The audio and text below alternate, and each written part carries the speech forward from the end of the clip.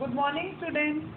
आज हिंदी की कक्षा में उसी पाठ की दोहराई करेंगे और बाकी का बचा हुआ अध्ययन करेंगे। पाठ 9 पाठशाला। कल की कक्षा में हमने पढ़ा था कि एक कक्षा में अध्यापक आते हैं, वो भूगोल के अध्यापक हैं और अध्यापक का नाम है वेणुगोपाल जी। उनके आते ही बच्चे चुप करके बैठ जाते हैं। धीरे धीरे फुसफुसाते हुए बच्चे बातें करते हैं। फिर वेणुगोपाल जी बच्चों से प्रश्न पूछते हैं कि संयुक्त राज्य अमेरिका की राजधानी कौन सी है। तो सब बच्चों में कॉपी चेक करते हुए उनकी नज़र एक बच्चे की कॉपी पर जाती है जिसका नाम है नरेंद्रनाथ दत्त। तो जब उसकी कॉपी चेक करते हैं तो वो देखते हैं कि इस बच्चे ने वाशिंगटन लिखा है।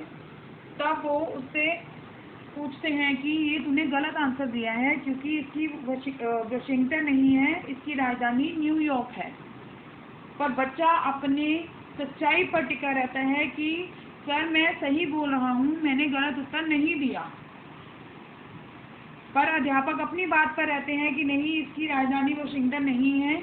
अगर तुम्हें प्रश्न नहीं है, उत्तर नहीं पता था तो तुम अपने किसी बड़े से पूछ लेते। बट बच्चा अपनी सच्चाई पर अड़ा है। अब बार बार बच्चे का यही बोलना कि मैंने प्रश्न का उत्तर सही दिया है, तो आगे अध्यापक का क्या रिस्पॉन्स होता है वो हम आज के आधे भाग में पढ़ेंगे। इस बार वेणुगोपाल जी आग बबूला हो उठे। एक तो गलती, ऊपर से सीना जोरी। अध्यापक के सामने जबान चलाते हो, तुम्हारी इतनी हिम्मत। कक्षा के लड़के सख्ते में आ गए। सख्ते मतलब वो डर गए। लगा अब नरेंद्रनाथ की खैर नहीं, अब चांटा पड़ा कि तब। नरेंद्र बिना डरे बोला, यदि मैं आपकी बात मान भी लूं तो भी अमेरिका की राजधानी तो वही रहेगी, बदल तो नहीं जाएगी ना। अब तो सहन करना मुश्किल हो उठा। वेणुगोपाल जी ने मेज पर पड़ी अपनी छड़ी उठाई और कहा, हाथ आगे बढ़ाओ।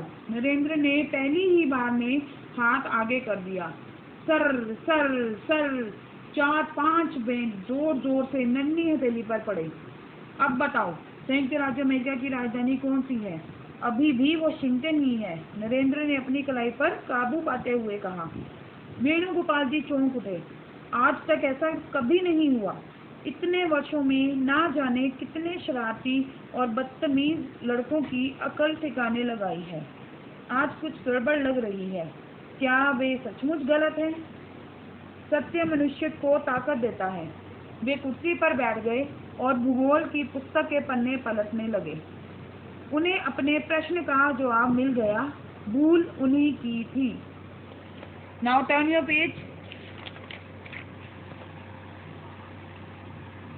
उन्होंने नजर उठाकर नरेंद्र को देखा और मुस्कुरा उठे। नरेंद्र, मुझे खुशी है कि तुम सत्य पर टिके रहे। तुम्हारी इसी दृढ़ता के कारण मेरी भूल में सुधार हुआ। यही सत्य तुम्हारी सबसे बड़ी शक्ति बनेगा। ना तो वेणुगोपाल जी के मन में कोई अपराध भाग रहा, ना नरेंद्र के मन में अपने गुरु जी के प्रति रोष मतलब गुस्सा। यही बालक बड़ा होकर स्वामी विवेकानंद के नाम से प्रसिद्ध हुआ। सत्य पर अटल विश्वास और तर्क शक्ति के बल पर ही संसार में नाम कमाया। स्वामी विवेकानंद जी का जन्म 12 जनवरी 1863 को हुआ था।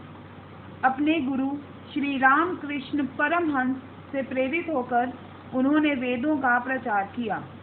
भारत में ही नहीं, विदेशों में भी स्वामी विवेकानंद जी ने धर्म के सही स्वरूप का प्रचार प्रसार किया। भारत देश के प्रति उनके मन में भक्ति भाव था। तो बच्चों, आज के इस अध्याय से आपको क्या शिक्षा मिली है कि अगर आप सच बोल रहे हैं तो आप अपनी सच्चाई पर दृढ़ता से अड़े रहें।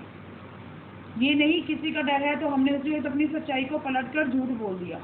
ये कभी भी नहीं होना चाहिए। अगर आप सच बोल रहे हैं, चाहे सामने आपके अध्यापक हैं और उनको लग रहा है कि अब कई बार गलती हो जाती है, जैसे हम आंसर बोलते हैं, कई बार लगता है नहीं ये आंसर गलत है, बट वो आंसर सही होता है।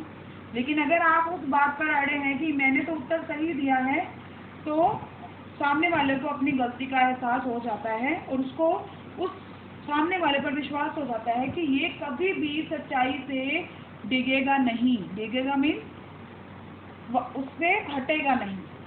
तो बच्चों, आप इस पाठ से बहुत बड़ा सबक ले सकते हैं कि हमें हमेशा सच्चाई और दृढ़ता से काम करना चाहिए। आप इस अध्याय का अध्ययन बार बार कीजिए, जो इसमें डिफिकल्ट वर्ड्स हैं, कठिन शब्द हैं, उनका भी लिख कर अभ्यास करें। धन्यवाद।